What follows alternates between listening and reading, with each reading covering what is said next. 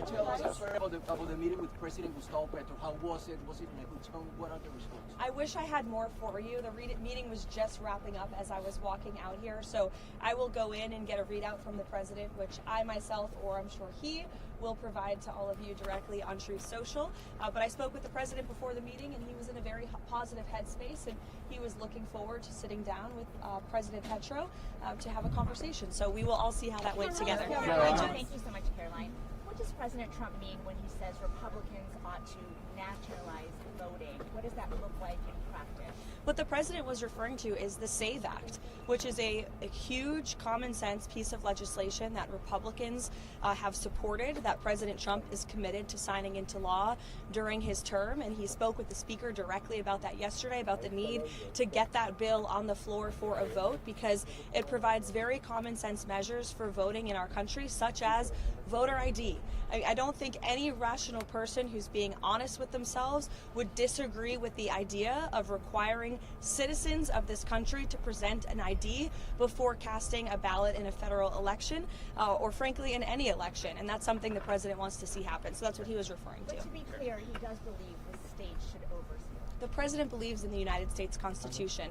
However, he believes there has obviously been a lot of fraud and irregularities that have taken place in American elections. And again, voter ID is a highly popular and common sense policy that the president wants to pursue, and he wants to pass legislation to make that happen for all states across the country. And just to follow up on that, he said specifically that they should take over elections in 15 states. Can you tell us what he meant by that, what 15 states he's referring to in terms of Republicans taking over elections?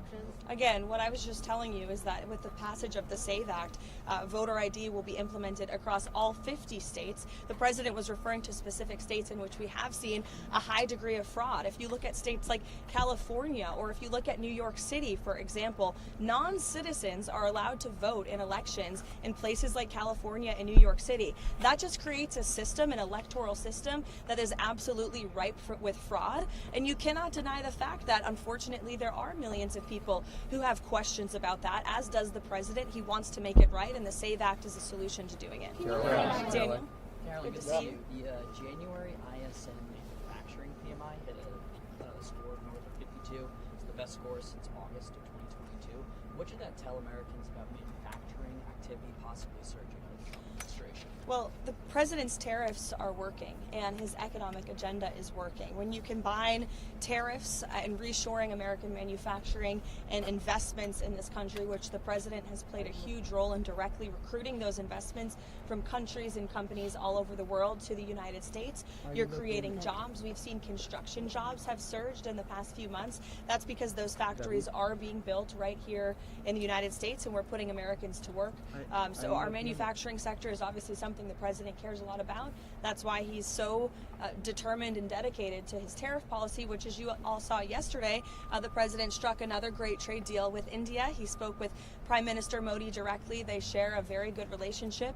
India committed to not only no longer purchasing Russian oil, but buying oil from the United States, also perhaps from Venezuela too, which we know will now have a direct benefit on the United States and the American people. And in addition to that, Prime Minister Modi committed to $500 billion of investments into the United States, including for transportation, for energy, and for agricultural products as well. So this is another great trade deal thanks to President Trump. Why was Tulsi Gabbard involved in a domestic law enforcement search in Georgia?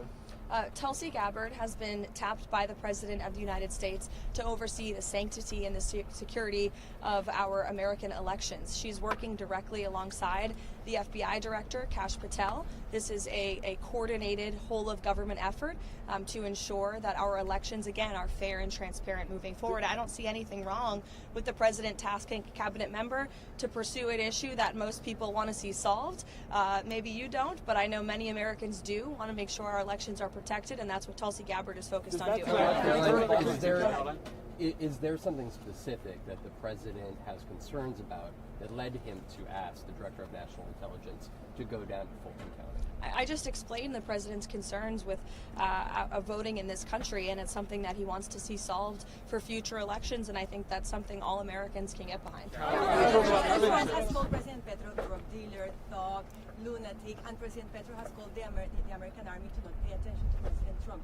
Do you think President Trump had a hope that this relationship could be fixed? I think the president invited President Petro and accepted that offer for him to meet President Petro, and the president spoke a few weeks ago. As you know, President Petro said he'd love to come to Washington. President Trump said, sure, come. So I think that speaks for itself, and again, I'm sure the president will provide a readout of that meeting. Sean, given the recent news and what just happened, how much does this escalate tensions ahead of these critical talks that are happening with Witkoff? Well, look, I just spoke with Special Envoy Witkoff, and these talks, as of right now, are still scheduled. President Trump is always wanting to pursue diplomacy first, but obviously it takes two to tango. You need a willing partner to achieve diplomacy, and that's something that Special Envoy Witkoff is intent on exploring and discussing. As always, though, of course, the president has a range of options on the table with respect to Iran. As commander-in-chief, I think they learned that quite well last year with the strike in Operation Midnight Hammer, which was wildly successful and obliterated their nuclear capabilities. But those talks will continue later this week as far as we're concerned right now. President Trump was talking yesterday about how President Putin had agreed to a week-long halt on attacks on Ukraine because of the cold weather. But today we've seen that Russia has launched some of the heaviest attacks this month. What's your reaction to that? Yeah, I spoke with the president about it this morning, and his reaction was unfortunately unsurprised. These are two countries who have been engaged in a very brutal war for several years, a war that would have never started if the president were still in office. It started because of the weakness and incompetence of the previous president, Joe Biden, and that's why the president continues so aggressively to pursue diplomacy to end this war. That's why Special Envoy Witkoff and Jared Kushner will be in Abu Dhabi tomorrow for another round of trilateral talks. I would note the trilateral talks that took place last week or the week prior are historic by nature. Never before have all three of our countries really been able to sit down at the negotiating table to move the ball forward towards peace. So Special Envoy Witkoff and Jared Kushner and President Trump made the impossible possible with respect to peace in the Middle East, and I know they're looking to do the same with respect to the Russia-Ukraine war as well. On Harvard, the president said yesterday he's now seeking $1 billion from Harvard. One, how do you arrive at that number? And two, he said he wants criminal, not just civil, charges against individuals at Harvard. Does he want to see Harvard officials arrested there criminally? Look, I will let the president and also the Justice Department and those who will be pursuing that against Harvard speak on the specifics of that matter. But I know that the president wants to see a deal struck with Harvard that is appropriate and that ensures they are held responsible for the criminal behavior, the illegal behavior, the harassment and the targeting of Jewish American students on their campus that took place over the course of the last several years. This is something the administration has been working on over the course of the last year, and the president himself has been directly involved, as evidenced by that True Social statement as well. What does President Trump want to see happen during this 2-week negotiation period for DHS funding? Is he confident that a deal will be reached? And what specifically is he willing to accept on some of the ICE and Border Patrol reforms that Democrats are asking for? Well, look, President Trump will be the ultimate decider of any policy changes on anything, especially with respect to immigration enforcement. What I will tell you is the president is never going to waver in enforcing our nation's immigration laws and protecting the public safety of the American people, in his ardent support of ICE and Customs and Border Patrol, who unfortunately the Democrat Party has made a decision to demonize. I heard Senator Schumer referring to them as Donald Trump's Nazi secret police force, I believe, were his words. I don't recall that same language being used when President Obama was in the White House and was deporting millions of illegal aliens from our country using this very same agency and these very same agents, who, by the way, have jobs because of the laws that were passed by Congress. So as for policy discussions that will take place, Congress will have those. The president will decide on those. You saw yesterday Secretary Noem announced that DHS agents on the ground in Minnesota will begin using and wearing body cams. That's something DHS is looking to to roll out nationwide, assuming they have the funding for it.